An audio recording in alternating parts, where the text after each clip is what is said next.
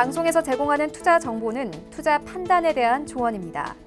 방송에서 제공하는 주식의 가치, 가격 상승 및 가격 하락에 대해서는 방송사에서 보장하지 않습니다. 이 시각 헤드라인 뉴스입니다. 정부가 8개월 만에 그린북에서 경기 부진 문구를 삭제했습니다. 여전히 수출과 건설 투자 감소세가 성장을 제약하는 요인으로 작용하고 있지만 전반적인 경제 여건이 더 악화하지는 않고 있다고 판단했다면서 그 이유를 밝혔습니다. 미국 국무부가 한미 연합훈련과 관련해 협상 용의가 있지만 미국이 근본적 해결책을 제시해야 한다는 북한의 입장 발표에 대해 트럼프 대통령은 싱가포르 약속을 진전시키는 데 계속 전념하고 있다고 밝혔습니다. 또한 북한의 주장대로 스티브 비건 대북 특별대표가 12월 협상을 제안했는지 등에 대해서는 따로 답변하지 않은 것으로 알려졌습니다. 한국과 일본의 외교당국이 군사정보보호협정, 즉 지소미아 종료를 일주일 앞둔 오늘 국장급 협의를 진행했습니다. 이는 지난달 16일 이후 한 달 만으로 강제징용 배상 판결의 해법을 비롯한 양국 갈등 사안이 두루 논의된 것으로 알려졌습니다. 시진핑 중국 국가주석이 해외 순방 중 이례적으로 홍콩 시위에 폭력 종식을 강력히 촉구하고 나서 중국 정부가 무력 개입 등 한층 강도 높은 대응에 나설 가능성이 커지고 있는 것으로 알려졌습니다. 이에 중국 매체들은 일제히 이 발언을 보도하며 중국군의 투입이 임박했음을 보도했습니다. 네, 시청자 여러분 안녕하십니까? 오늘장 내일장 최윤입니다. 현재 우리 시장 양시장 모두 상승세로 흘러가고 있습니다. 장 초반만 하더라도 시장 지지부진했습니다. 간밤의 뉴욕 증시 3대 지수의 흐름을 그대로 따라갔는데요. 간밤의 뉴욕 증시 3대 지수는 미국과 중국의 무역 협상에 대한 노이즈가 나오면서 혼조세로 마감이 됐습니다. 하지만 뉴욕 증시가 마감된 이후에 레리 커들로 백악관 국가경제위원장이 미국과 중국의 협상이 가까워지고 있다 이렇게 발언을 하면서 아시아 증시가 전반적으로 탄력을 받고 있는데요. 중국 증시 그리고 일본 증시 상승세로 현재 흘러가고 있습니다. 또 현재 우리 증시 같은 경우에는요. 이 기획재정부가 그린북에서 경기 부진이라는 단어를 빼면서 이 경기 바닥론이 부각되면서 코스닥 시장 바로 상승으로 전환이 되기도 했습니다. 현재 시장에서는 낙폭 과대주가 크게 올라오고 있고 IT 투톱 종목들이 시장 받쳐주고 있는 상황입니다. 현재 시장 어떻게 흘러가고 있는지 시장을 함께 가보시죠. 네, 현재 코스피 1% 가깝게 상승하면서 2160선에서 흘러가고 있고요. 거래대금 4조 원에 그칩니다. 하루간의 흐름 정리합니다. 네, 오늘 코스피 시장 장 초반에는 2150선까지 빠졌다가요. 시장 기관의 힘으로 2165선까지 터치 나왔습니다. 수급 함께 만나보겠습니다. 네, 오늘 기관의 매수폭이 압도적입니다. 6천억 원 넘게 현재 팔고 있는데요. 일단 금투와 연기금 쪽에서 크게 매수해주면서 시장 현재 강하게 이끌어주고 있고요. 또 어제 옵션 만기일로 외국인이 2천억 원 넘게 팔아치웠는데 오늘은 좀 제한적인 규모만 매도하고 있습니다. 개인이 5천억 원 넘게 매도합니다. 시가총액 상위 종목들의 흐름도 만나보시죠. 일단 좀 업황이 뒷받침되는 종목들이 크게 오릅니다. 삼성전자가 1% 이상 상승하면서 53,500원까지 올라왔습니다. 삼성전자 같은 경우에는 핸드폰이 일본에서 점유율이 전년 동기 대비해서 3배 이상 증가했다라는 뉴스가 있었습니다. 이와 함께 오늘 액면 분할가 53,000원대 넘어서면서 52주 신고가 53,600원대까지 터치를 했습니다. SK 하이닉스도 마찬가지로 2% 이상의 강세로 흘러가고 있습니다. 52주 신고가 85,400원대까지 바짝 다가서기도 했었고요. 삼성전자 우선주는 1% 이상의 강세 그리고 어제 올랐던 네이버와 셀트리온은 오늘 조금은 빠집니다. 2% 넘게 하락하고 있고요. 현대차 강보합권에 그칩니다. 여기부터 10위까지 함께 만나보시죠. 네, 일단 좀 최근 좀 많이 쉬었던 현대모비스 오늘 상승 흐름 탑니다. 장대 양봉으로 거래되고 있고요. 현재 5% 가깝게 상승 25만 8천원대까지 올라왔습니다. 삼성바이오로직스 0.5% 상승세 39만 7,500원에 거래가 되고 있고 전해드렸듯이 셀트리온 같은 경우는 오늘은 좀 쉬어가고 있고요. LG화학도 마찬가지로 최근적으로 소송 이슈가 있죠. 오늘 약보합권에 흘러갑니다. 31만 8천원대 그리고 신한지주 오늘 좀 강했는데요. 장중한 때는 2% 이상의 강세를 보이기도 했습니다. 현재는 0.57% 상승세 나오고 있습니다. 43,950원대에서 거래됩니다. 다음 종목들도 만나보시죠. 네, 11위부터 15위까지 포스코가 오늘 강합니다. 2% 이상의 강세로 흘러가고 있는데요. 오늘 철강주가 전체적으로 강합니다. 반덤핑 관련해서 좀 이슈가 나오면서 오늘 강하게 힘을 받고 있는 모습이고 SK텔레콤부터 SK까지 1% 안팎의 상승세로 현재 흘러가고 있습니다. 코스닥 시장으로 한번 가보시죠. 현재 코스닥 0.5% 상승세 나옵니다. 666포인트까지 올라옵니다. 하루간의 흐름 정리해 보도록 하겠습니다. 네, 시작이 저점입니다. 오늘 코스닥 시장은요, 661선에서 출발했다가 현재 고점 찍으면서 66선까지 올라온 모습입니다. 수급 함께 만나보겠습니다. 네, 오늘 코스닥 시장 기관과 외국인 매수합니다. 코스닥 시장에서는 외국인이 압도적으로 많이 매수합니다. 600억 원 넘게 매수를 하고 있고요. 개인은 500억 원 넘게 매도하면서 흘러가고 있습니다. 시가총액 상위 종목들의 흐름도 만나보시죠. 네, 1위부터 5위까지 셀트리온 헬스케어 어제 장이 마감된 이후에 호실적을 발표를 했습니다. 이와 함께 증권사에서는 오늘 목표 주가 상향 리포트 계속 내놓고 있는 상황인데요. 목표 주가를 평균적으로 7만 원까지 올린 상황입니다. 그리고 HLB 오늘 힘 받습니다. 5% 가깝게 상승하면서 14만 3,700원대까지 올라왔고 오늘 관련된 호재된 뉴스들도 여러 가지 있는 상황입니다. 그리고 3위권에는 CJ ENM 1% 이상의 강세로 흘러가고 있는데요. 4거래일 만에 반등입니다. 4위권에는 펄어비스 0.8% 하락세, 그리고 스튜디오 드래곤 오늘 장 초반만 하더라도 2% 이상의 강세로 흘러가는데 현재 약보합권으로 전환이 됐습니다. 6위부터 10위까지 함께 만나보시죠. 네, 6위부터 10위까지 일단 좀 순위 변동도 있는 상황입니다. 일단 KMW가 8위권까지 올라왔고요. 메지온이 9위권까지 내려온 상황입니다. 메지온 같은 경우에는 17일 이 탑라인을 발표하기도 하죠. 이 경계감이 좀 반영되면서 오늘 1% 이상 빠지고요. KMW 오늘 소폭이나마 좀 반등을 합니다. 1.5% 이상의 강세로 49,850원대까지 올라왔고 헬릭스미스 0.4% 강보합권, 휴젤은 약보합권에서 현재 흘러가고 있습니다. 11위부터 15위까지 함께 만나보시죠. 네, 11위부터 15위까지 메디톡스 어닝쇼크 기록했습니다. 30만 원대 깨진 모습 확인할 수 있습니다. 오늘 2% 가깝게 하락을 하면서요. 29만 원대까지 내려왔습니다. 파라다이스도 마찬가지로 1.5% 하락세 18,750원대까지 내려왔고 SFA가 1.59% 강세, 고영도 2% 가깝게 상승 흐름 가져갑니다. 원달러 환율 만나보겠습니다.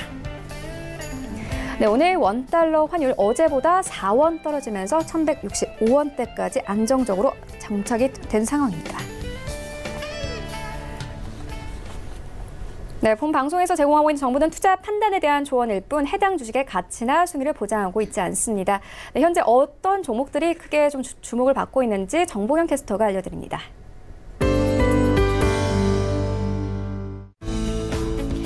네, 양시장 하락 출발했지만 미중 무역 협상에 대한 기대감 덕분에 현재는 상승폭 이어가고 있습니다. 이 시각 이슈 종목들은 어떤 게 있는지 지금부터 만나보시죠. 이 시각 종목 핫3입니다. 두산 퓨얼셀, 넥스트 사이언스, 코오롱 생명과학입니다. 오늘은 넥스트 사이언스 얘기로 시작해 보겠습니다. 어제 가격 제한폭까지 올랐던 넥스트 사이언스가 오늘도 급등 흐름을 이어가고 있는데요. 현재는 전날 대비 17.65% 올랐습니다. 1,400원에 거래 중입니다. 하루간의 등락폭도 확인해 보시죠. 네, 오늘 상승 출발한 이후 계속 빨간불 켜주고 있습니다. 최고가 11,050원입니다. HLB의 진양곤 회장 지분 확대 소식에 넥스트사이언스가 오늘도 강세를 보이고 있습니다. 진 회장이 넥스트사이언스의 주식 약 74만 주를 7일부터 12일까지 장중 매수했는데요. 이를 통해 3.41%인 94만 6천 주로 지분이 늘었다고 어제 공시한 바 있습니다. 한편 이 같은 소식에 어제 상한가를 기록했던 넥스트사이언스와 함께 HLB의 주가도 동반 상승하고 있습니다. 다음 종목 만나보시죠. 두산 퓨얼셀은 중부발전과의 MOU 체결 소식이 전해졌습니다. 현재 전날 대비 15% 넘게 올랐습니다. 9,100원에 거래 중입니다. 하루간의 흐름도 확인해 보시죠. 오전장에서 최고가 9,730원을 기록했고요. 현재는 장 초반 상승폭은 많이 둔화된 모습입니다. 두산 퓨얼셀과 중부발전이 국내 최초로 인산형 연료전지 폐열 회수 발전 시스템 실증 사업을 공동 추진하기 위해 MOU를 체결했습니다. 미활용 열 에너지를 이용해서 소규모 전기 에너지를 생산하는 청정 발전 시스템이라고 하는데요. 한편 전날 두산 퓨얼셀은 800억 원 규모의 연료전지 시스템 공급 계약을 체결했다고 공시한 바 있습니다. 오늘의 마지막 특징주 함께 만나보시겠습니다. 코오롱 생명과학은 정부의 혁신형 제약기업 지정이 취소되면서 급락했습니다. 현재 전날 대비 12% 넘게 빠졌습니다. 19,350원에 거래 중입니다. 하루간의 등락폭도 확인해 보시죠.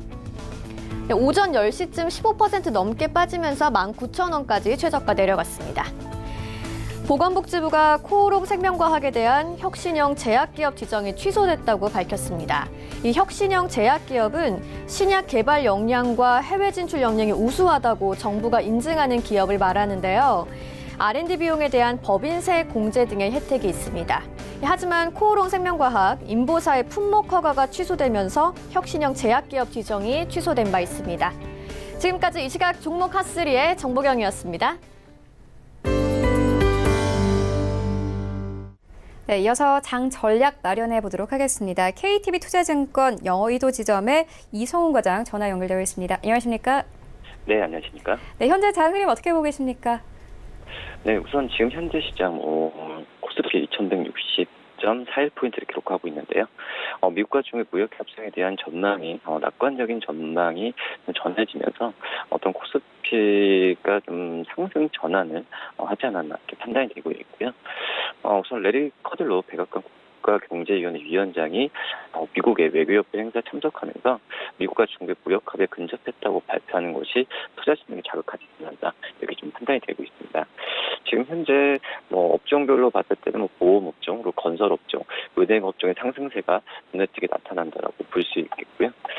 특징적인 상황이라고 한다면은 이 삼성전자가 다시 한번 52조 신고가를 경신했는데 1년 6개월 만에 액면 분할가를 넘어섰다라고 볼 수 있겠습니다. 역시 반도체와 스마트폰 업황 회복 기대감이 주가에 선 반영되지 않았나 판단이 되고 있고요. 우선 드림 가격 같은 경우에도 전달보다 4.42% 하락한 개당 2.81달러로 최저치는 기록했지만 업계에서는 오히려 내년에 반도체 수요 증가에 대한 그 전망을 더 우세하다라고 볼 수 있겠고요. 그렇기 때문에 삼성전자 주가에 대한 부분을 계속해서 관심 있게 봐야 되지 않을까 판단됩니다. 네, 그렇다면 오늘 장에서 좀 보고 계신 종목 있으십니까? 네, 말씀드릴 종목은 이 KH바텍을 좀 말씀드리도록 하겠는데요. 앞서서 제가 삼성전자의 50일 신고가를 말씀을 드렸지만, 최근 같은 경우에 이 스마트폰과 관련된 부품주들의 상승세가 크게 나타나주고 있고요. 오늘 KH바텍 같은 경우는 3.1% 마이너스 기록하고 있는데, 오늘 주가 떨어질 때만 매수한 관점으로 살펴봐도 괜찮지 않을까 이렇게 좀 생각이 듭니다. 우선 본격적인 우선 그 메탈 케이스죠. KH바텍이 만드는 게 바로 메탈 케이스라고 볼 수 있겠는데, 우선 메탈 케이스 출하량이 좀 감소하고 단가 하락이 되면서 2016년부터 적자를 기록했던 부분입니다. 하지만 올해 2분기부터 힌지 부품의 매출 확대가 되면서 영업이익이 크게 늘어나는 모습을 보여주고 있고요. 이 폴더블 스마트폰과 로테이트 카메라 같은 신규 적용주 확보가 되는 상황에서 이 KH바텍의 주가 상승 여력은 계속 나올 수 있다 생각이 됩니다. 지금 현재 가격에서 매수를 해도 괜찮지 않을까 판단되고요. 매수가는 19,500원, 목표가는 23,000원, 손절가는 18,000원 말씀드립니다. 네, 지금까지 이성훈 과장과 함께했습니다. 고맙습니다. 네, 감사합니다. 네, 이어서 이슈들 살펴보도록 하겠습니다. 펠리즈 투자인리서치 김민수 대표 전화 연결되어 있습니다. 안녕하십니까? 네, 안녕하십니까? 네, 최근 코스닥 시장이 코스피보다는 좀 약합니다. 배경 어디 있다고 보십니까? 네, 코스닥 시장을 한 번쯤 뒤돌아봐야 될 시기가 아닌가 생각되고 있고요. 특히 말씀하셨듯이 코스피 시장과 코스닥 시장, 특히 이번에 8월달 초에 저점을 찍은 뒤로 달러가 이제 약세로 가기 시작하면서 시장이 불확실성이 조금씩 나아지기 시작하면서 반등을 했는데 지금 최근에 추이를 보게 되면 오늘도 그런 현상이라고 봐야 될 것 같고요.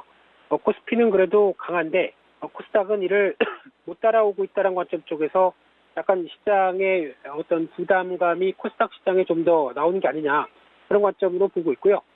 이제 코스닥 시장의 거래 대금을 보게 되면 최근 들어서 한 9월 달 이후부터 오히려 거래 대금은 활발하게 많이 늘어나기 시작을 합니다. 그런데 거래 대금과 거래량들이 받쳐주는데 시장의 탄력은 약하다. 그렇다는 얘기는 대기 매도 세력도 상당히 많다는 얘기로 봐야 되겠죠. 그러다 보니까 이 매도 압박 때문에 매물 때문에 시장이 제대로 올라가지 못한다는 쪽도 반대로 해석할 수 있는 부분이라고 생각이 들고 있고요. 그런 측면으로 봤었을 때 또 하나 수급 관련된 부분들도 한번 또 체크를 해보게 되게 되면은 이게 수급 관련돼서 코스피 8월 6일 그러니까 시장이 저점을 기록했었을 때 이후에 나오는 수급 관련돼서 코스피 쪽은 개인이 2조 6천억 매도를 하고 있고요. 외국인도 마찬가지로 2조 7천억 매도. 다 아시는 것처럼 연기금 주도로 한 4조 6천억 가까이 매수가 이어지다 보니까 그에 따라서 시장이 코스피는 반등을 했는데 코스닥은 오히려 개인들이 2조 5천억대를 매수를 하고 나머지 투자자 동향을 보게 되면 모두 다 매도입니다. 그러다 보니까 수급 공백의 현상들, 개인 중심의 코스닥 월세가 가장 돋보였다라고밖에 볼 수 없는 상황이라고 봐야 될 것 같고요. 이는 또 신용 잔고를 통해서도 얘기가 될 수 있는 부분들인데 코스피의 신용 잔고를 보게 되면 코스피의 상승률보다 신용 잔고가 늘어나는 비율이 그렇게 상당히 빠르게 나오지는 않습니다.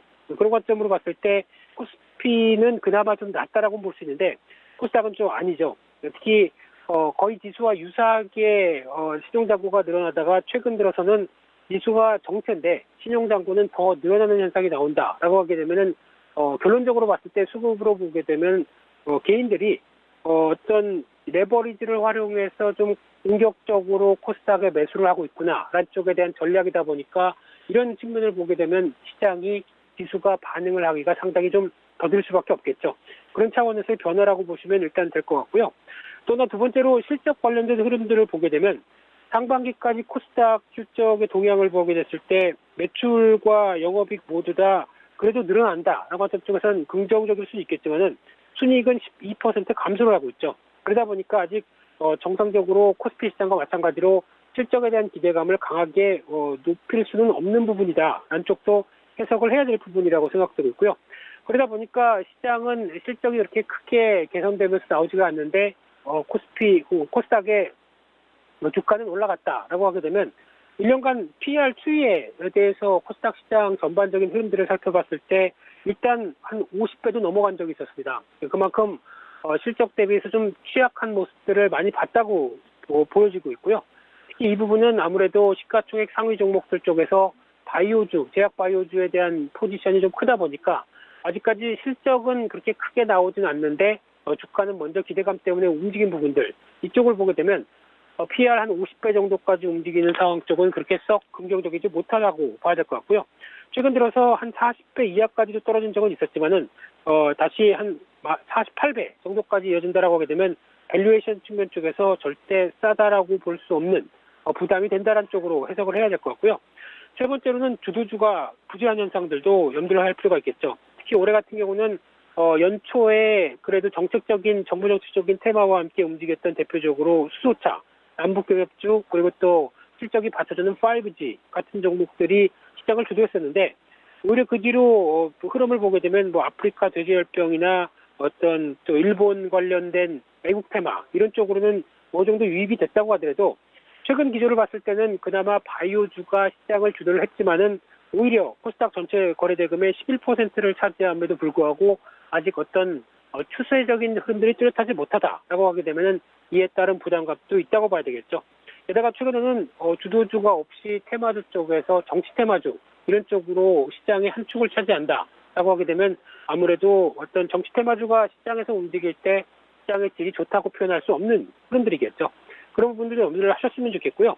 또 하나 아직 시장에서 그렇게 크게 부각은 안 되는데 대주주 양도세 관련된 이슈가 또 하나 부각되고 있다는 쪽도 보시면 될 것 같은데요.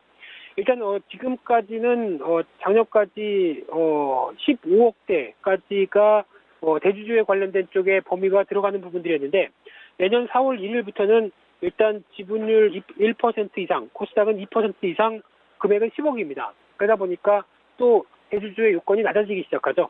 게다가 내년 2021년도 4월 1일 이후부터 가게 되면은 대주주 요건이 3억대로 낮아집니다. 그렇다는 얘기는 대주주 요건이 더 낮아지기 시작하면서 이제 양도세에 대한 부과 대상들이 더 늘어날 수밖에 없겠다라고 하게 되면 이게 조금 그래도 주식 좀 한다고 그랬는데 한 종목에 3억이 넘어간다. 그러면은 이에 따른 양도세를 내야 되는 부분들이 나오다 보니까 아무래도 이해를 회피하려는 매물 부담은 커질 수도 있지 않을까라는 점들도 염두를 할 필요가 있다고 구조적으로 바라봐야 될 상황이라고 봐야 될 것 같고요.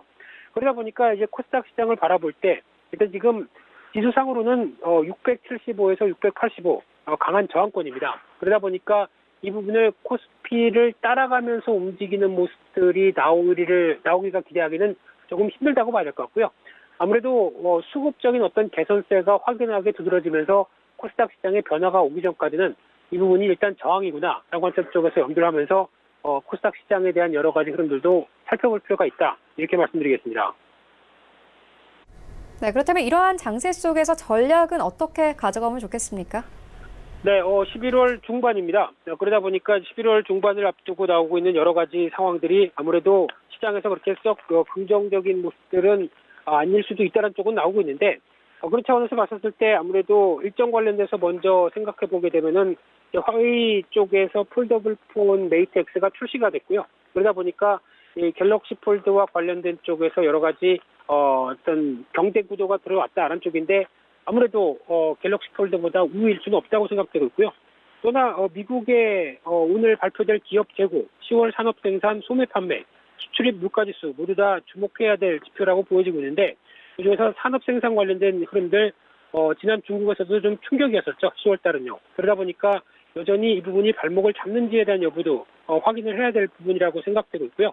그래서 오늘 같은 경우는 일단 다시 무역 협상에 대한 기대감들이 소폭 살아나기 시작하면서 시장이 다시 강세 흐름들로 가고 있는데 아직 불확실성이 완전히 해소됐다고 보기는 힘든 상황이죠. 그러다 보니까 적어도 무역협상 관련돼서 1차와 관련된 무역협상의 합의 일정들 그리고 장소들 이런 게 정해지기 시작을 해야 조금 더 시장의 기대감이 높아지지 않을까 생각되고 있고요. 또나 두 번째로 중요한 거는 환율이겠죠. 지금같이 달러화가 다시 98대로 진입하는 모습들이 나온다라고 하게 되면 달러화 강세가 이끌어졌을 때 나오는 부분들은 아무래도 국내시장에 미치는 여파가 그렇게 강하게 나올 수는 없을 수도 있다라는 쪽도 보았을 때 일단 추가적인 부분들을 확인해야 될 것 같고요. 그러다 보니까 이제 오늘 드디어 2150선을 넘어서 움직이는 점은 나쁘지는 않다고 보여지고 있는데 아무래도 넘어선다고 하더라도 어떤 시장에 대한 강한 흐름보다는 기대감이 좀 반영되면서 움직인다라는 관점 쪽으로 바라봐야 되지 않을까 생각되고 있고요. 그렇게 되면은 아무래도 변동성은 좀 커질 수 있다라는 관점 쪽에서 이제 거의 다 또 실적이 마무리 쪽으로 들어가기 시작하는 흐름들이다 보니까 실적 관련된 지표들 확인하고요. 여전히 시장에 대해서 움직이는 것 자체가 어떤 시장에 대한 기대감으로 움직인다는 관점 쪽에 포커스를 맞추면서 대응하는 전략들이 필요하지 않을까 그렇게 보여지고 있습니다. 네, 지금까지 김민수 대표와 함께했습니다. 고맙습니다. 네, 감사합니다. 네, 이어서 이슈 칼럼 시간 이어집니다.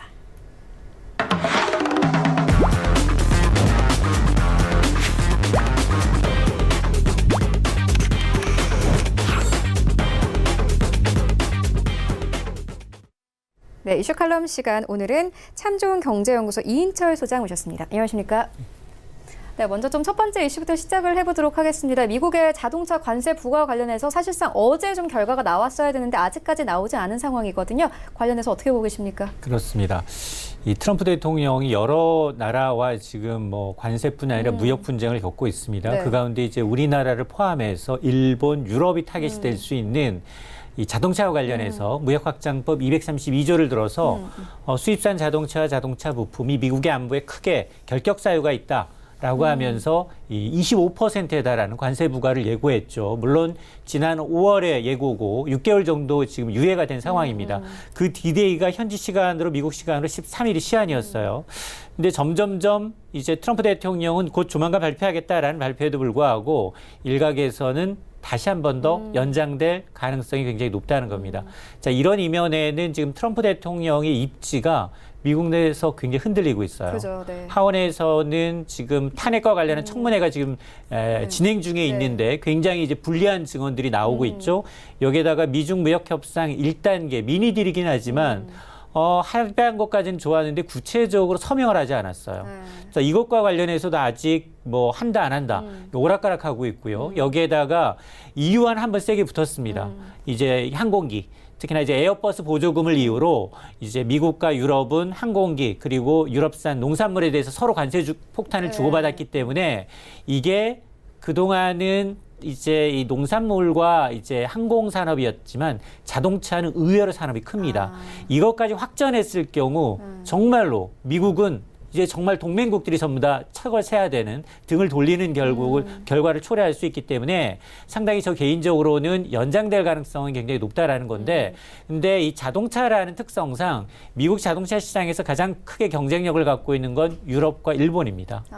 그리고 이제 우리나라의 경우에는 지금 우리 정부도 이번 25% 추가 관세 부과 대상에선 좀 빠지지 않겠느냐라고 관측을 하고 있는데 이미 우리는 이제 이 FTA 재개정 협상을 통해서 자동차 부분에 대해서 많은 부분을 양보했고 그리고 실질적으로 미국이 원하고 있는 자동차 부분 어떤 이득이 줄고 있습니다. 그러다 보니까 우리 정부는 내심 이번 이제 이 관세 폭탄에서는 제외될 것으로 기대를 하고 있는데 그럼 관세 부과 대상이 너무 뚜렷해져요. 사실은 일본도 빠졌어요. 일본은 이제 이 중국의 이제 농산물 협상과 관련해서 지지부진할 당시 중국이 못한 걸 미국으로부터 중국산 대신해서 이제 수입을 하겠다라고 얘기를 했기 때문에 일본도 빠질 가능성이 높고 그러면 트럼프 대통령은 EU만을 타겟으로 자동차 관세를 부과하기에는 굉장히 정치적 리스크가 크다라는 겁니다. 그래서 아마 제 개인적으로는 부과가 된다 하더라도 조금 더 타이밍을 두고 이제 이 총 내부적인 문제를 좀 조율한 이후에 이제 EU와의 문제를 좀 해결하는 수순을 밟지 않겠느냐라는 관측이 나오고 있습니다. 네, 그렇다면 25% 관세가 부과가 되면 우리 시장의 타격도 분명하거든요. 관련해서 어떻게 보십니까? 맞습니다. 저도 개인적으로 만에 하나 이게 이제 우리가 타겟이 된다면 이 정말로 지금 반도체에 기댄 이제 수출마저 이제 그리고 이제 전체 수출에 우리가 미국으로 지금 소화하는 물량이 30%가 넘습니다. 그러다 보니까 만에 하나 우리가 25%의 이제 관세를 자동차와 부품에 이제 맞게 된다면 가격 경쟁력 자체가 안 됩니다. 미국에서는 한국 자동차는 아직까지는 이 프리미엄 브랜드인 유럽산과 일본산에 비해서 경제적으로 타는 차라는 인식이 강한 데다가 거기에다가 25% 관세를 부과할 경우에는 우리 현대기아차 가격 경쟁력이 안 되기 때문에 큰 피해가 우려가 되는데 실질적으로 한국경제연구원의 이제 분석 보고서를 보게 되면 우리나라가 25%의 자동차의 관세가 부과가 된다면 우리가 이제 한국산 자동차 산업 부분의 무역 수지가 최대 98억 달러까지 이제 악화가 될 수 있다라는 건데 이에 따른 국내 자동차 산업의 총생산 거의 한 8%가량 줄어들 수 있다라는 건데 사실 지금 내수도 좋지 않습니다. 그렇죠. 지금 뭐 개별 소비세가 지난해부터 계속해서 인하되고 있고 지금 뭐 코리아 셀페스타로 일부 자동차는 10%까지 가격을 낮춰주고 있음에도 불구하고 미리 샀어요. 미리 이제 앞당겨서 산 사람들 지금 뭐 이 굉장히 수요가 굉장히 극도로 위축돼 있는 상황이기 때문에 내수가 좋지 않은 상황에서 미국의 추가 관세를 맞는다면 자동차 산업은 정말로 어려워질 수 있습니다. 네, 이런 상황에서 현재 미국과 중국의 1차 협상도 아직 끝나진 않은 상황이거든요. 아직 사인이 안 됐잖아요. 뭐 최대 쟁점이 있습니까? 그러니까 트럼프 대통령은 계속해서 뭐 굉장히 긍정적으로 보고 있지만 그 행정부 내부에서는 1단 계약에 대해서 썩 이제 신통치 않아 하는 분위기가 굉장히 팽배하고요. 그리고 중국도 상무부 발로 계속해서 1단 계약이 이르렀다라는 보도를 내놓고 있는데 실질적으로 이 보도는 엇갈리고 있습니다. 그래서 지금 그러면 1단계 무역 협상의 최대 난제가 뭐냐?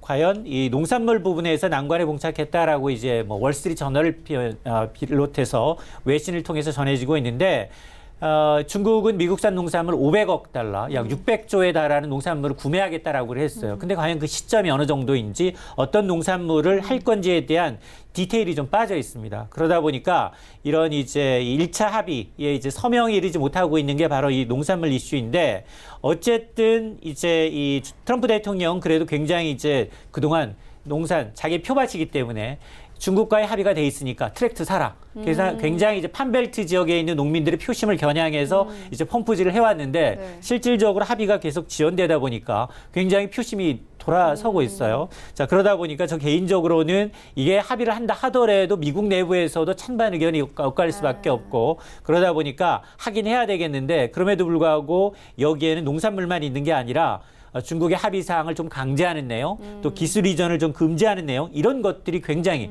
중국이 심기를 건드리고 있다는 겁니다. 자, 그러다 보니까 쉽게 지금 2, 3단계를 나가는 게 아니라 첫 단추부터 이제 굉장히 서명하기 좀 어려운 상황으로 빠지고 있는 상황입니다. 네, 이렇게 중국과 미국의 상황도 짚고 왔는데 일단 지소미아 종료까지 일주일 정도가 남았어요. 오늘 한국과 일본이 만난다 이런 소식도 전해졌었는데 관련해서 어떻게 보고 계십니까? 그렇습니다. 오늘 일본에서는 이제 국장급, 한일 국장급 회의가 좀 전에 열렸습니다. 네, 끝났어요. 네. 2시간이 열렸다고 하는데 일본은 원론적입니다. 일본은 자신들이 나서지도 않고요. 당사국이 아니다. 이제 분명히 이제 이거는 이제 수출 규제, 우리가 원하는 건 수출 규제를 일본이 먼저 푼다면 지소미아 번복할 수 있다라는 건데 수출 규제와는 별개다라는 원론적인 입장만 얘기를 하고 있기 때문에 일본과의 협상에 크게 기대를 하기는 좀 어려워 보이고 그러나 미국은 정말 군수 내부가 총동원이 되고 있습니다. 네. 오늘 오후 4시면은 청와대에서 미국의 이제 이 마크 에스퍼 이 국방장관을 비롯해서 뭐 합참의장이 전부 다 참석한 가운데 지소미아뿐만이 아니라 방위비 협상에 대해서 이제 이 압박이 나설 수밖에 없는데 뭐 근데 우리도 원론적인 입장 똑같습니다. 굉장히 평행선을 그리고 있고 일본이 먼저 수출 규제를 풀지 않는다면 조치의 변화가 없다면 지소미아 역시 유지할 이유고 명분이 없다라는 원론적인 입장이기 때문에 제 생각에는 23일 0시 D-Day가 그냥 넘어가지 않겠느냐. 그러면 우리가 먼저 통보를 했기 때문에 자연스럽게 이제 지소미아는 이제 폐기 수순을 밟지 않을까라는 생각이 듭니다. 그럼 폐기가 된다면 그 이후의 상황은 좀 어떻게 전개되게 될까요? 글쎄요, 지금 굉장히 우리가 입지적으로 좀 불리해요. 네. 지금 지소미아 관련해서는 우리는 사실은 미국이 일본을 압박해서 수출 규제 좀 풀어주기를 원했는데 일본은 전혀 생각이 없고요. 여기에다가 미국 역시 그거와는 이제 별개로 오히려 이제 일본 쪽에 좀 기운 모습을 보이고 있습니다. 이러다 보니까 지금 대내외적으로 보면 지금 북한은 뭐 SLBM을 비롯해서 계속해서 미사일 발사 실험하고 있죠. 중국과 러시아는 지금 우리 항공을 제 집처럼 지금 넘나들고 있습니다. 이런 상황이 반복되고 있는데 또 가장 큰 한미 동맹의 근간이 될 수 있는 지소미아를 우리가 먼저 이제 파기하는 셈이 되기 때문에 만에 하나 이게 파기가 될 경우 굉장히 우리 뭐 청와대나 이제 우리 정부 측에서는 한미 동맹은 굳건하다라고 얘기를 하고 있지만 실질적으로 국방을 담당하고 있는 국방장관의 경우에는 아니다. 지소미아는 계속해서 유지해야 된다라는 입장을 피력하고 있는 걸 보게 되면 실무선상에서의 한미 이제 균열, 공동의 어떤 균열의 움직임은 굉장히 커질 수 있고 이런 것들이 일각에서는 뭐 굉장히 큰 타격이 올 수 있다라는 분석도 나오고 있는데 어쨌든 우리도 상황 변화에 그리고 23일 이후에 어떻게 이 문제를 좀 처리해야 되겠지 그리고 이제 어떤 의견을 모으는 그런 이 자리가 좀 필요해 보입니다. 네, 알겠습니다. 지금까지 참 좋은 경제연구소 이인철 소장과 함께했습니다. 고맙습니다. 네, 이어서 IR맨 이어집니다.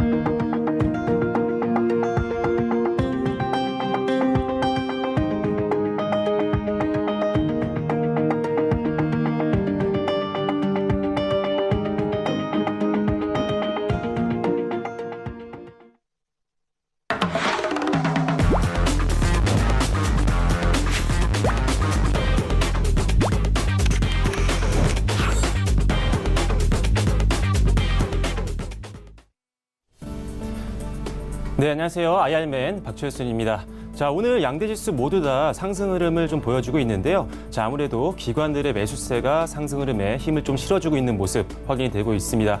자, 다만 아무래도 대외적인 변수들이 그렇게 녹록지는 않은 상태이기 때문에 사실 외국인들의 자금 이탈은 계속적으로 나타나고 있는 상황이고요. 자, 따라서 추세적인 상승보다는 종목별, 선별적인 대응이 더 중요한 장이라고 다시 한번 말씀을 드리면서 오늘도 성장성이 기대되는 한 종목을 소개해 드리도록 하겠습니다. 지금 바로 살펴보실 텐데요.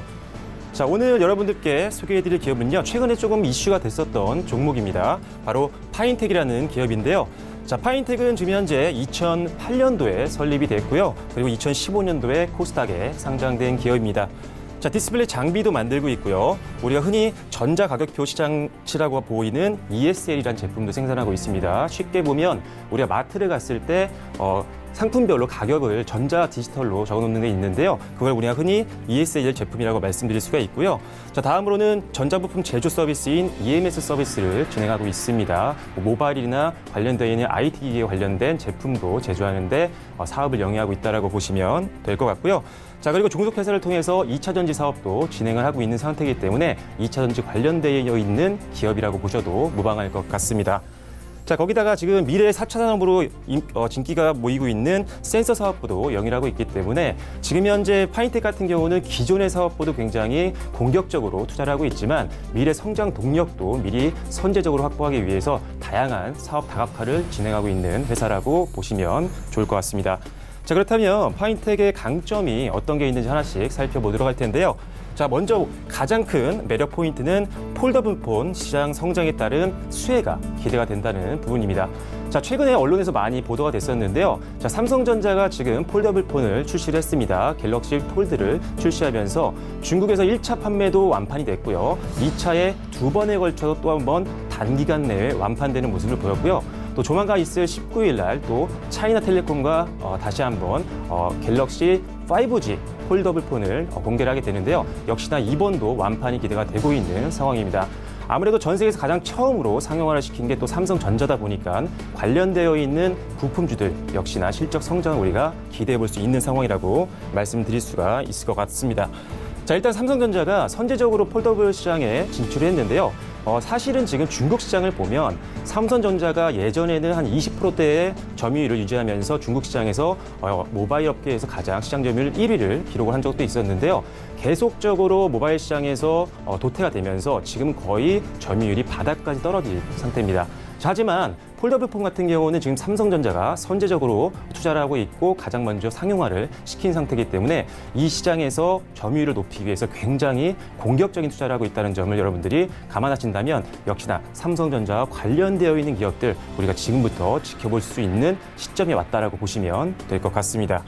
자, 이제 삼성전자가 이제 시작을 했지만 이제 올해 말부터 그리고 내년에 공격적으로 화웨이나 또는 샤오미 그리고 애플과 같은 대형 모바일 업체들도 시장에 진입을 하게 되기 때문에 역시나 애플이라든지 샤오미 또는 화웨이의 제품들을 또는 부품들을 수출했던 경험이 있는 기업들 역시나 앞으로 수주 확대에 따른 실적 성장도 기대를 해볼 수가 있을 것 같습니다. 자, 제조사 같은 경우 지금 화웨이나 샤오미와 같은 이런 대형 글로벌 제조사들이 지금 공격적으로 증설이 예정되어 있는 상태이기 때문에 증설하게 되면 당연히 여기서 완제품을 만들기 위한 부품 공급이 필요하겠죠. 따라서 공급사들 우리가 역시나 지켜볼 필요가 있다라고 말씀드릴 수 있을 것 같습니다. 자, 다시 한번 조금 더 연장선상에서 말씀을 드려보면 자, 올해보다 지금 2020년도가 본격적으로 폴더블 폰이 성장할 것으로 보고 있는 상태입니다. 왜냐하면 아직은 시작 단계고요. 아직 보급이 많이 되지 않은 상태입니다. 시작 초반 단계이기 때문에 이제부터 본격 성장을 감안한다면 선제적으로 우리가 관련되어 있는 종목들을 매수할 수 있는 타이밍이 왔다라고 말씀을 드릴 수가 있을 것 같고요. 자, 현재 지금 파인텍을 왜 지금 폴더블 폰 관련되어 있는 종목으로 말씀을 드리냐면요. 자, 파인텍이 지금 세계 최초로 폴더블용 본딩 장비를 개발한 회사입니다. 지금 독점적으로 전 세계 모바일 기업들에게 공급을 하고 있는 기업이라고 보시면 될 것 같고요.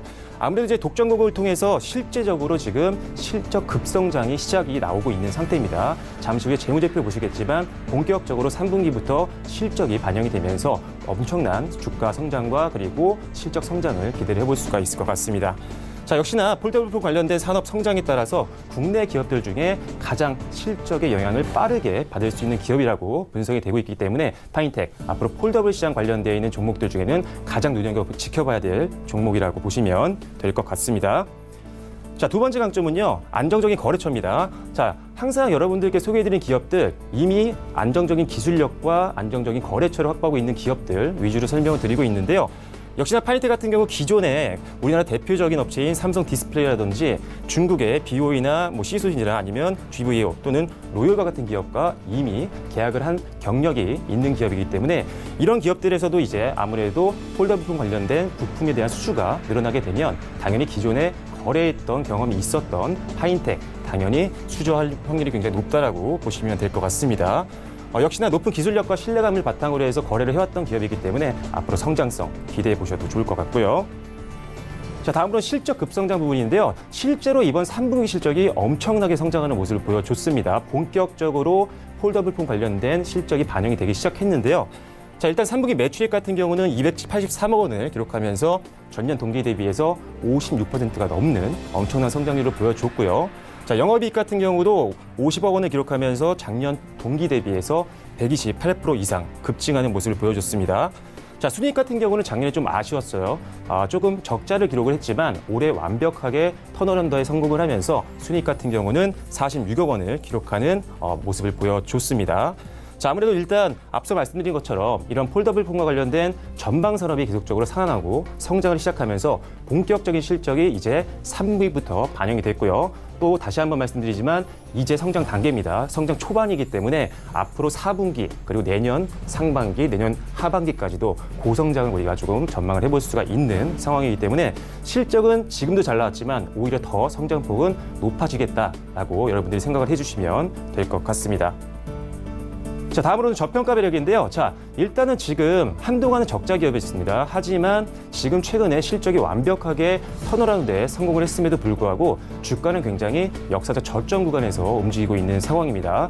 최근 단기 주가만 보시면 사실 급등이 좀 많이 나왔죠. 우상향 흐름이 오랫동안 지속이 됐기 때문에 굉장히 주가가 부담된다라고 보실 수가 있을 텐데요. 자, 장기 주가로 여러분들이 확인해 보시면 굉장히 아직도 역사적 저점 구간인 걸 쉽게 확인하실 수가 있을 것 같습니다. 조금 더 잠시 후에 자세하게 설명을 드려볼게요.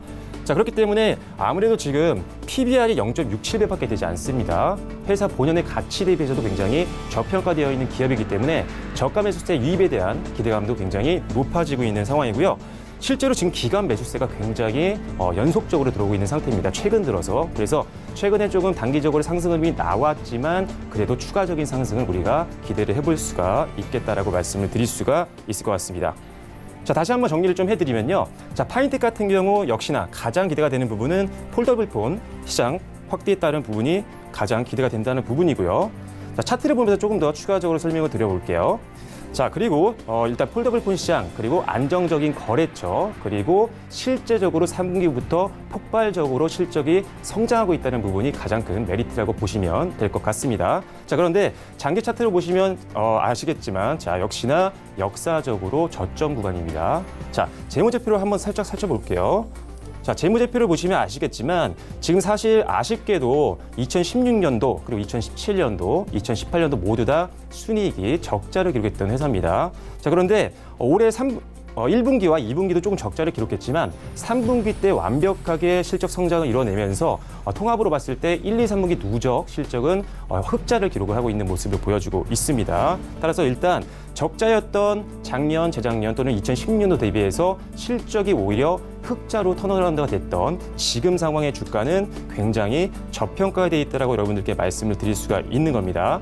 자, 지금 단기 차트로 보시면 아시겠지만 최근에 굉장히 급하게 올라왔던 모습을 보여줬습니다. 그렇기 때문에 일반 개인 투자자분들께서는 단기적으로 좀 많이 올랐기 때문에 조금 부담이 되게 느끼실 수도 있을 텐데요. 하지만 회사의 가치라든지 지금 현재적으로 재무제표에서 우리가 눈으로 확인할 수 있는 실적을 봤을 때, 그리고 지금 뭐 PBR이라든지 또는 역사적인 주가 흐름을 봤을 때 지금은 공격적으로 오히려 중장기 베팅을 할 때가 됐다라고 보시면 될 것 같습니다. 자, 그래서 일단은 파인텍 굉장히 다양한 메리트가 있죠. 안정적인 실적, 그리고 전방 산업의 폭발적인 성장에 따른 직접적인 수혜도 기대된다는 부분을 여러분들이 염두에 두신다면 역시나 폴더블폰 관련된 종목 중에는 가장 최선호주가 될 거라고 말씀을 드릴 수가 있을 것 같습니다. 자, 이어서 바로 공시 내용 하나만 살펴볼 텐데요. 자, 오늘 여러분들과 살펴볼 공시는요, 바로 두산 퓨얼셀입니다. 자, 최근에 어제였죠. 14일이었죠, 어제가. 자, 공시 내용이 나왔습니다. 수주 공시였는데요. 전년도 매출 대비해서는 한 25% 정도 되는 상당히 괜찮은 수준의 수주 공시가 나와줬습니다. 자, 지금 두산 퓨얼셀 같은 경우는요, 연료전지를 주력으로 만들고 있는 회사인데 역시나 연료전지 시장에서는 독점적인 지위와 시장 점유율을 갖고 있는 회사입니다. 연료전지 시장에서 무려 점유율이 80%가 넘는 기업이기 때문에 이런 것들을 감안했을 때 역시나 안정적인 실적도 우리가 바라볼 수 있을 것 같고요. 자, 추가적으로 말씀을 드려보면 사실 지금 두산 퓨얼셀이 만들고 있는 제품을 보면요, 저가에 그리고 고열이 아닌 온도가 낮은 제품을 만들고 있습니다. 즉 연료전지를 만들 때 저온에서 만들 수 있는 제품들을 만들고 있기 때문에 사실 저온 인산형 타입을 만들고 있는 두산표열셀 같은 경우는 기존의 고온 제품을 만들었던 회사에 대비해서 굉장히 이런 발전기를 만들거나 발전소를 만들 때 상당히 안정성을 확보하고 있다는 점이 강점이라고 보시면 될 것 같습니다.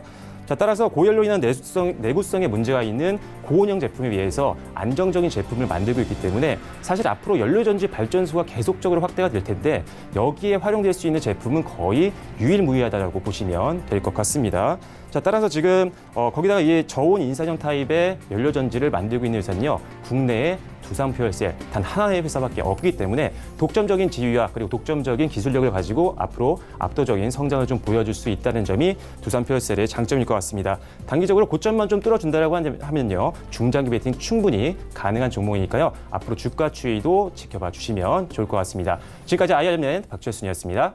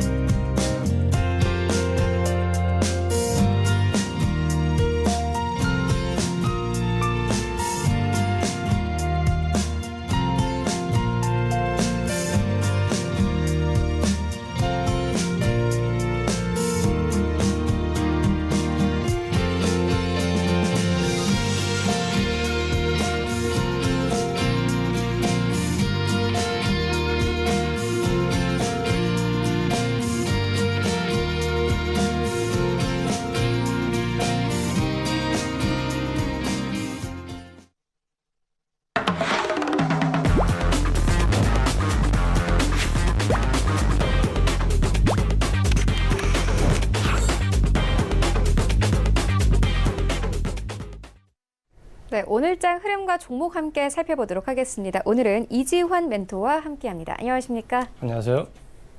네, 오늘장 흐름 어떻게 보고 계십니까? 네, 전체적으로 옵션 만기일이 지난 이후에 기분 좋은 상승 흐름을 이어가는 모습을 좀 보여주고 있습니다. 장 초반에 미중 무역 협상이 난차게 좀 봉착했다는 부분이 나오면서 전체적으로 미국장 조금 교착 상태에 빠진 모습을 보여주면서 우리 시장도 이에 영향을 좀 받는 듯 보였지만 시장은 장 후반부로 갈수록 기간, 특히 연기금의 매수세가 강하게 유입이 되면서 전체적으로 지수를 좀 끌어올리는 모습을 좀 보여줬습니다. 코스피 시장은 기간, 연기금과 금융투자 쪽에서 상당히 강하게 매수가 들어왔고요. 코스닥 시장에서는 외국인과 기관 동시에 매수하면서 상승 흐름을 이어가는 모습을 보여줬습니다. 섹터별로 대부분의 섹터들이 상승하는 모습을 좀 보여줬는데요. 특히 오늘 같은 경우에는 은행과 증권업종 등 금융업종이 선조정 이후에 상당히 강하게 상승하는 모습 보여주고 있고요. 건설업종과 같이 후발 섹터들도 기술적인 상승 흐름을 좀 보여주면서 대부분의 섹터들이 좀 상승하는 흐름을 보였다. 다만 종이 목재 흐름만 좀 하락 섹터로서 좀 보여주면서 대부분의 섹터들은 상승하면서 전체적으로 지수와 발맞춰서 좋은 흐름을 보여줬다라고 말씀을 드리겠습니다. 네, 이어서 오늘의 주제 만나보고 오겠습니다.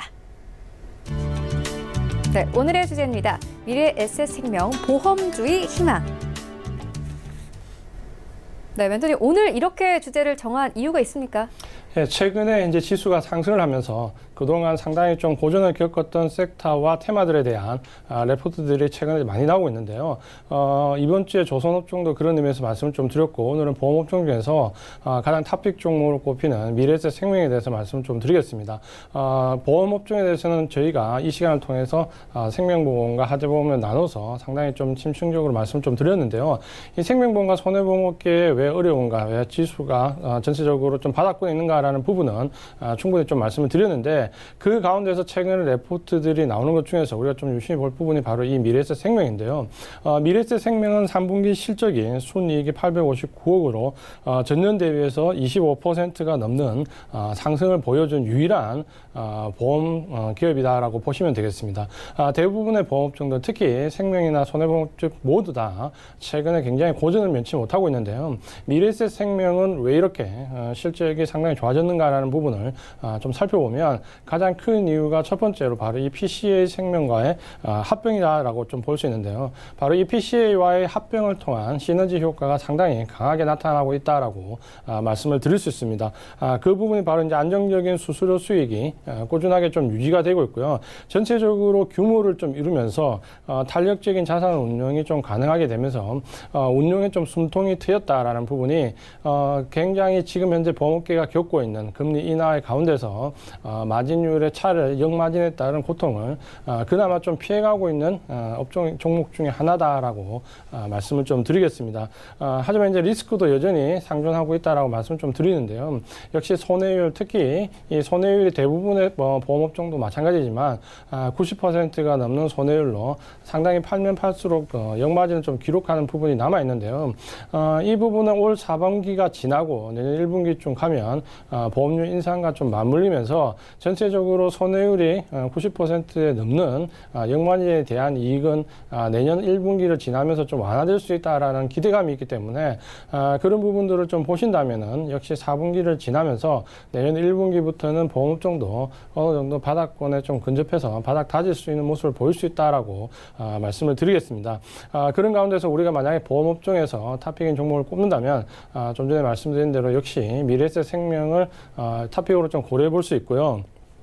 유일하게 보험회사 중에서 순이익이 증가하는 기업, 역마진에 대한 마진에 대한 영업이익률이 낮아지는 현상이 가장 낮은 기업 이렇게 보신다면 미래에셋생명을 보험업종 탑픽으로 놓고 대응을 하시면 좋을 것이다라고 말씀을 드리겠습니다. 네, 그렇다면 다음 주장에선 어떤 종목 매수해보면 좋겠습니까? 네, 최근에 지수가 좀 급박하게 오르는 모습을 좀 보였고요. 오늘이 이제 좀 오늘부터 다음 주가 4분기에 남은 기간 중에서 좀 중요한 일정이 있다라고 말씀을 좀 드리겠는데요. 그 이유는 이번에 옵션 만기가 지나면서 기관과 외국인 모두 4분기 이번에는 실적 시즌을 넘어서 지금은 4분기 주가 관리와 배당과 연관되어 있는 매수가 유입될 수 있는 개연성이 굉장히 크다라고 말씀을 드리겠고요. 최근에 후발주자로서 좀 강한 상승을 보이고 있는 증권업종 중에서 오늘은 NH투자증권에 대해서 말씀을 좀 드리겠습니다. NH투자증권은 대부분의 증권회사들이 상당히 영업이익률이 좀 떨어진 상태에서 이 브로커뿐만 아니라 전체적인 투자이익도 감소하는 가운데서 NH투자증권은 우리투자증권과 합병 이후에 최근에 보시면 유일하게 실적이 4년 연속 매출액과 영업이익이 상승하는 기대감을 좀 가지고 있는 종목입니다. 실적이 상당히 탄탄하게 좀 오르고 있다라고 말씀을 좀 드릴 수 있고요. 여기에 이제 저평가 메리트가 상당히 큰데요. 이전에 합병에 따른 리스크를 감안해서 상당히 주가가 조정을 많이 받았고 그에 따라서 지금 현재 저평가 정도가 굉장히 심한 종목 중에 하나인데요. PER이 지금 현재 한 7배 정도밖에 되지 않고 PBR은 0.69배 상당히 낮게 형성되어 있으면서 지금 현재 가격 대비 주가의 위치는 상당히 역사적 저평가 위치에 이르고 있다라고 말씀을 좀 드리겠습니다. 이런 부분들이 최근에 상승 모멘텀으로 좀 어필이 되면서 최근에 이제 기관들이 꾸준하게 좀 매수하는 모습을 좀 보여주고 있는데요. 최근 1개월간 기관의 수급이 바뀌면서 매수 주체가 기관으로 바뀌는 모습, 수급적으로도 상당히 좋은 모습을 좀 보여주고 있습니다. 차트를 보면서 기술적인 부분을 잠깐 보시면요. 전체적으로 보시면은 최근에 굉장히 많이 하락한 이후에 바닥권에서 상당히 등락을 거듭하면서 손바뀜, 매물을 좀 흡수하는 움직임을 좀 보이고 있고요. 최근에 이 바닥권에서 거래량이 좀 나오면서 박스권을 탈출할 수 있는 움직임을 좀 보이고 있는데 여기서 최근에 보시면은 상승 기조로 좀 전환되는 바닥권 탈출 기점에서 기관들이 집중적으로 매수가 들어오고 있기 때문에 최근에 바닥권 탈출 움직임이 좀 완연하게 나와 있다라고 말씀을 드리는데 아직까지 주가는 기술적으로도 저평가 구간에 들어와 있기 때문에 이 지점에서 연말 내년 1분기 정도까지 실적을 좀 보시면은 주가에 대한 움직임 충분히 좋은 흐름을 볼 수 있다라고 말씀을 드리겠습니다. 네, NH투자증권에 대한 이 투자 의견 함께 듣고 왔습니다. 지금까지 이지환 멘토와 함께했고요. 방송 외에도 이지환 멘토와 함께하고 싶으신 분들은 아래와 같은 방법으로 함께 참여를 하실 수 있으니까요. 많은 이용 부탁드립니다. 지금까지 고맙습니다. 고맙습니다. 네, 본 방송에서 제공하고 있는 정보는 투자 판단에 대한 조언일 뿐 해당 주식의 가치나 수익을 보장하고 있지 않다라는 점 다시 한번 알려드립니다. 오늘 저희가 준비한 소식은 여기까지고요. 잠시 후 마감 임박 60분의 승부로 다시 돌아오도록 하겠습니다. 시청해주신 여러분 모두 고맙습니다.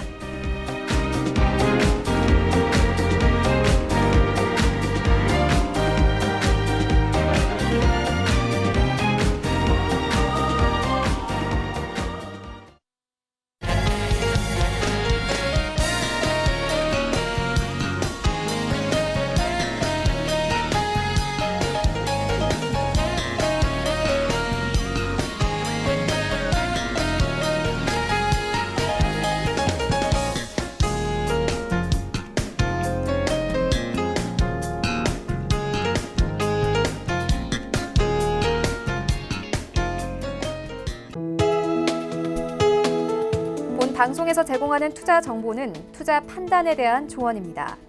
방송에서 제공하는 주식의 가치, 가격 상승 및 가격 하락에 대해서는 방송사에서 보장하지 않습니다.